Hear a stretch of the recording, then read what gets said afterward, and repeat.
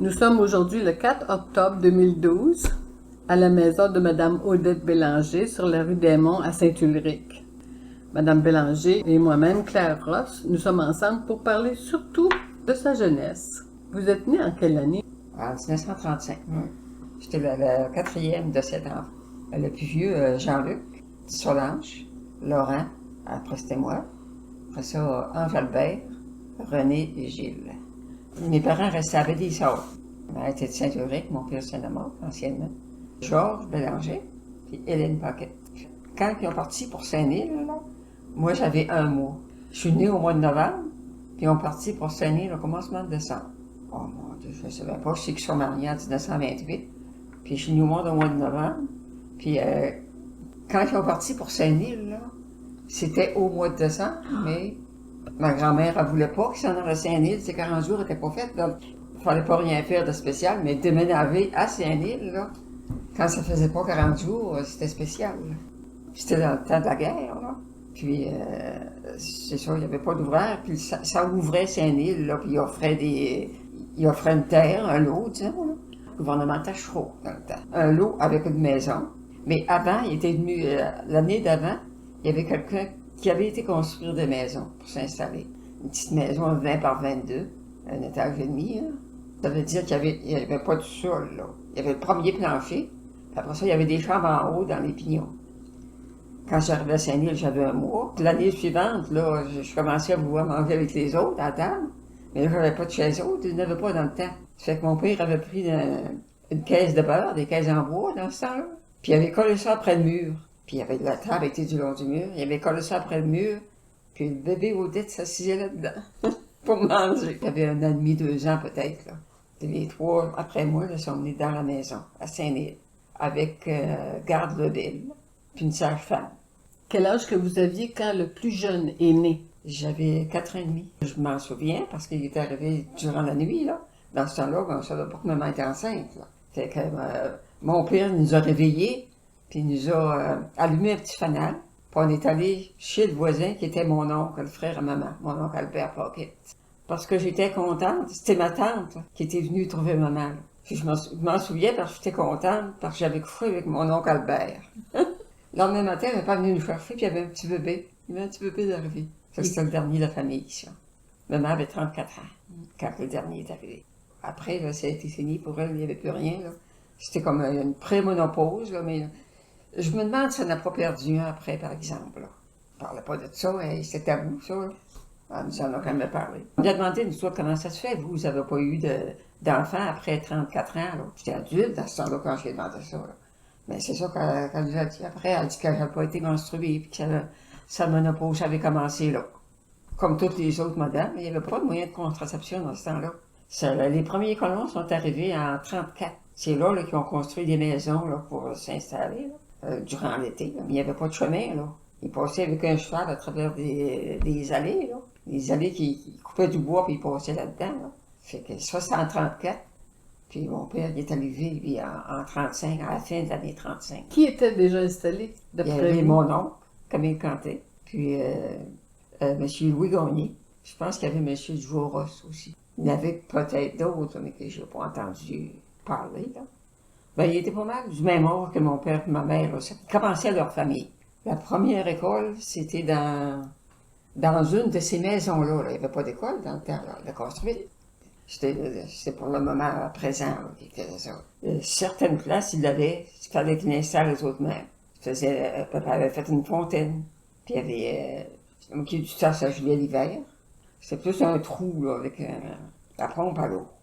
À l'évier. L'évier là, qui était bas, là, puis l'armoire là, c'est pas haut. Je ne sais pas pourquoi il faisait ça si bas que ça. Là. Le poêle il était dans le milieu de la maison. Il y avait la cheminée juste au milieu. Puis le poêle était au milieu de la maison. C'est un poêle ordinaire, un poêle à bois. Y avait-tu une salière, une poivrière au centre? Oui. Je pense qu'il y avait un horloge aussi, je suis pas sûre. Un balleur, oui. On allait chercher l'eau avec une grosse tasse. Puis votre mère, elle faisait le pain, puis elle cuisait dans ce four-là. Oui. Puis le bois qui chauffait ce poêle-là.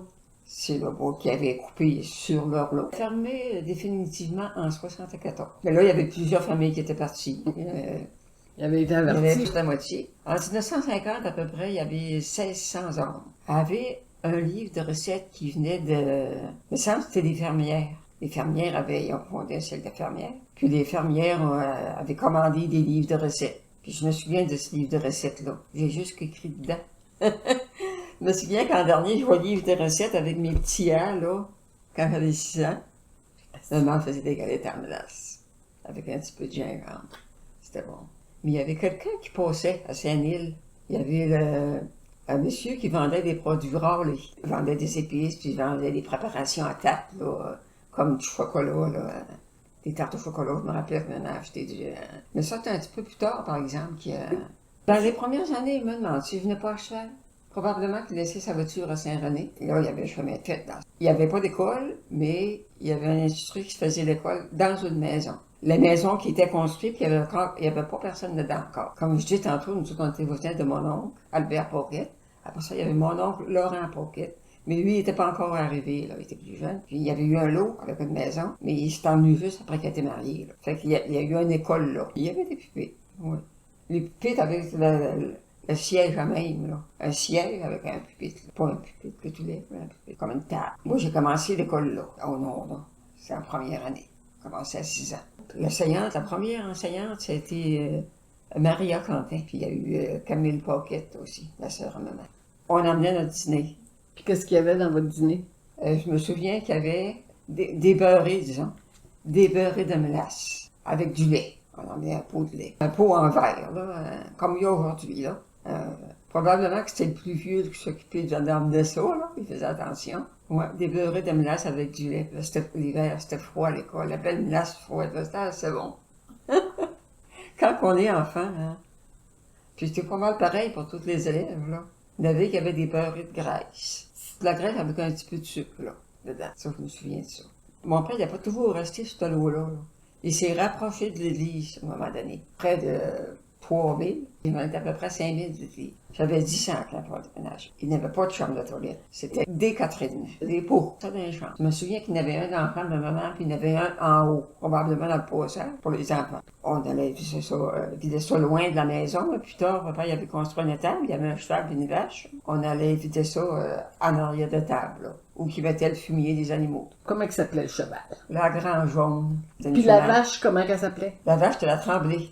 La vache, je me souviens pas comment qu'on l'a eu de temps, là. Je me souviens pas quand elle est morte. Même, je me souviens qu'elle avait à peu près 7 ans. Papa, il avait coupé des arbres autour de la maison, puis juste près de la galerie, là, il y avait toujours eu une grosse souffle, là, où qui avait construit la maison. Une grosse souffle, là. Je sais pas comment elle pouvait être grosse, là. Puis papa, il a arraché la souffle, tiré par le chemin. Puis nous autres, on était jeunes, là. Je me souviens que mon frère, c'est là plus vieux que moi, là, il pleurait parce papa faisait forcer la jument. Il donnait des petits coups de fouette là, pour qu'elle puisse prendre un élan pour arracher la souffle. Puis avec ça nous faisait de la peine, nous autres. Ben, je fais pas forcer comme ça. Puis elle a fini par arracher la souffle, à fin de compte. Papa avait tout débité ça, là. De ce que je me souviens, moi, papa, il l'avait changé pour un autre, là. Papa, c'était un maquillon. Il changeait souvent de cheval.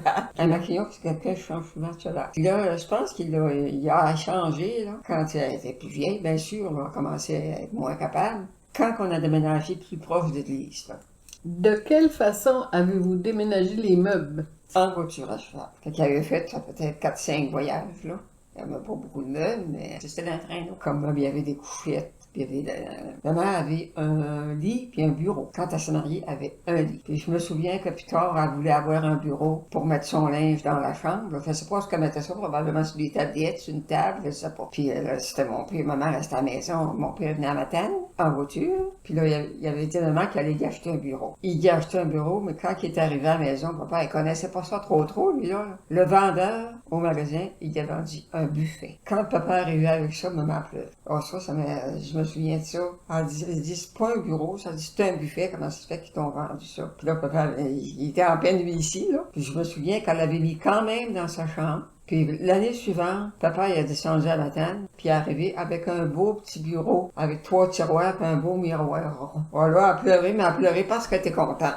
Puis le buffet, ben, il est allé dans la cuisine. Puis il y a ça, on voit maman pleurer. Pourquoi qu'elle pleure? Elle a un beau meuble, il a peut-être 7 ans, moi, là. Ça servi longtemps, par exemple, de vaisselle, le vaisselier. J'avais 10 ans, ça veut dire que c'était en 45. Là, j'ai en face d'école numéro 2. En face d'école, c'était une Vaillancourt de l'Usine. Cécile Vaillancourt. La première que j'ai eue, par exemple, quand j'ai commencé l'école, en première année, elle était sévère. Je sais pas si c'est parce que j'avais juste 6 ans, mais je la trouvais sévère parce qu'elle m'avait battu. Dans ce temps-là, il y avait des règles pour mesurer, là, avec une barre en métal dans le bord. Puis moi, je mêlais mes N avec mes M. Puis ça faisait peut-être plusieurs jours qu'elle essayait de me le rentrer dans la tête. Là. Mais à un moment donné, elle a pris sa règle, puis elle m'a passé ses bras plusieurs fois. Là, mon frère, le plus vieux, s'est levé, puis il a dit « C'est assez. » Puis quand je suis arrivé chez nous, ben, j'avais le bras enflé. Papa voulait aller à l'école, mais maman n'a jamais voulu. Puis dans l'après-midi, je suis pas allée à l'école. Puis elle a demandé à mon frère pourquoi. Elle dit « C'est parce que maman t'a prédispoigné son bras qui est tout enflé. » Sur la neige, j'étais allée à l'école, mais je me souviens pas comment j'ai dit. Ça m'a assez marqué que même aujourd'hui, de temps en temps, quand je fais des N puis des M, je fais attention. Elle me disait, un M, ça a 3 pattes, puis un N, ça a 2 pattes. Mais moi, dans ma petite tête de 6 ans, je ne voyais pas de pattes là-dedans. C'était qui, Régina Turgeon? Régina Turgeon, c'est ma dernière maîtresse d'école. Elle avait 17 ans. Puis moi, j'avais 14. On s'amusait ensemble. Mais elle avait 17 ans, c'était sa première année d'école. Et moi, j'avais 14 ans, j'étais en 7e année. Mais à Saint-Denis, il y a été des années qu'on n'avait pas d'école. Quand on restait à la première place, là c'était ma tante qui faisait l'école. Puis l'année suivante, il n'y a pas eu d'école. Fait que là, j'étais rendu 8-9 ans, puis j'étais en 2e année, là. Il ne ferait pas de maîtresse d'école. On restait à la maison, maman nous remontrait un peu, là. Mais elle avait des fois ses enfants, quoi. Dans le temps des fêtes, ben là, papa allait à la messe de minuit avec le plus vieux. À la chapelle. Il y avait une chapelle à Saint-Denis, là. Ils ont construit une chapelle en 1942, je pense. Parce que là, les gens étaient arrivés depuis 1934. C'était un curé qui venait dire la messe dans les écoles, là, où il faisait l'école. Mais je me souviens pas de la messe de minuit, par exemple, s'il venait, là.